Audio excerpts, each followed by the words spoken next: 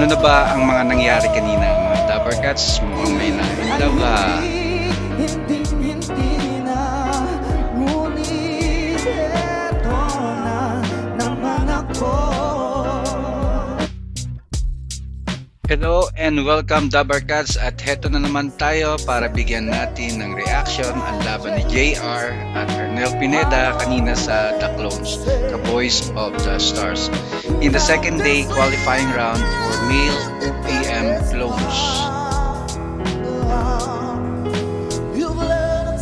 Siya si Arnel talisik ng Glorious Musbate na ka-boys ni Arnel Pineda. Sa panahon na yan, di maganda ang pakiramdam niya, kaya medyo may sabit ang boses niya. Pero kahit paano maganda at malinis pa din ang boses niya. Yun nga lang, sumablay siya sa challenge song niya.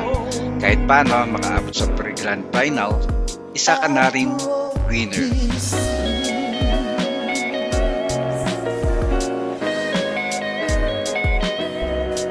We know Arnel Campaner Pineda is a Filipino singer and songwriter din po siya. He came to prominence in the Philippines during the 1980s and internationally in 2007 as the lead singer of the American rock band named Journey. Astig ng Pinoy, di ba?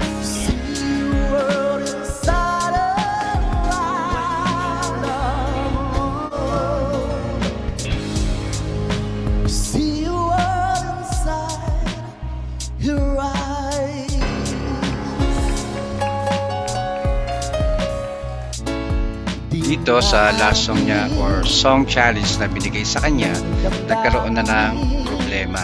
Kahit paano, nakanta niya pa din ang kanta ng rockstar kahit hirap at may problema ang lalamunan niya.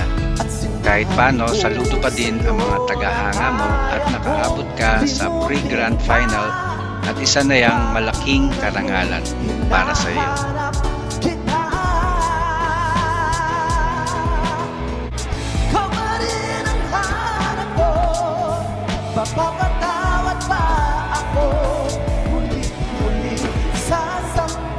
Sabi nga nila, as a professional, mulat umaraw, lalaban at lalaban ka. Patunayan mo na kaya mo. Kayo, sa tingin nyo?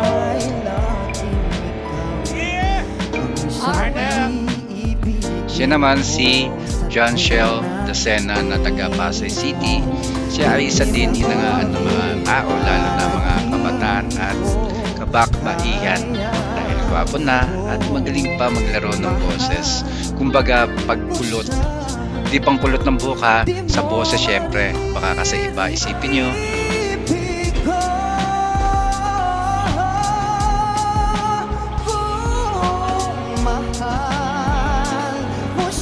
Alam nyo ba, Gaudencio Silona III, known professionally as JR. Yun ang tunay na pangalan ni JR. As JR is a Filipino-American singer, songwriter, record producer, actor, and also a model in 2003.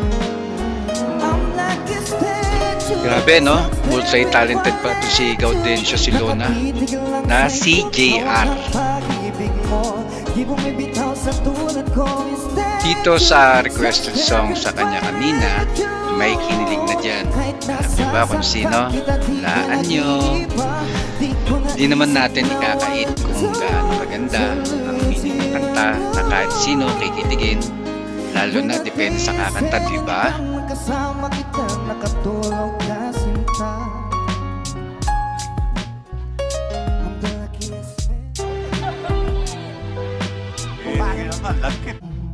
Okay, nasa malapit na naman tayo matapos at eto na nga ang kiligan moment kanina sa 8 Bulaga.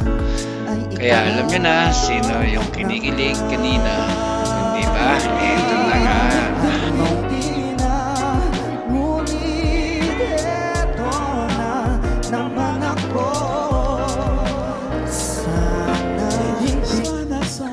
Kung sa tingin nyo may kulang at may gusto pa kayong ilagdag, kayo na bahala at malaki na kayo. Kung anong masasabi nyo, paki-comment naman.